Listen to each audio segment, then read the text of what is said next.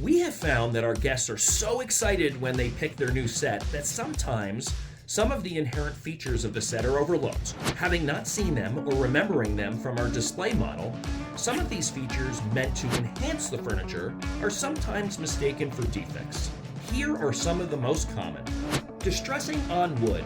Almost all of the natural wood dining room, bedroom, home office, cocktail tables, etc. have some level of distressing. This is often done to give it that old-time charm, as if it's been in the family for generations. This distressing can be very minor, all the way up to intentional cracks, dings, holes, and wide variations in the finish. The more natural the wood, the more distressed it can be. Even laminates and paper finishes are made to look very distressed these days. We have featured some of our most distressed pieces here as examples of how far a manufacturer or Mother Nature can go to make the furniture look distressed. And again, not a defect. Wherever you get your furniture from, if you feel something is a defect or distressed beyond what you remember seeing, your store should be able to send you pics of the display model to compare, or you can stop in for a visit yourself. Reclining furniture backs and seats not lining up exactly with one another. Reclining furniture inherently has to move. With all of that movement, it is not uncommon for the backs and the seats to not be perfectly lined up after you get up from a reclining position, even in the highest quality of reclining furniture. If this bothers you, you can easily get them to line up more closely with some quick shifting of the seats and the backs. Watch our complete video on how to line these up lightning fast. Still be mindful that backs and seats may not line up perfectly, but you can usually get them pretty darn close. Again, not a defect.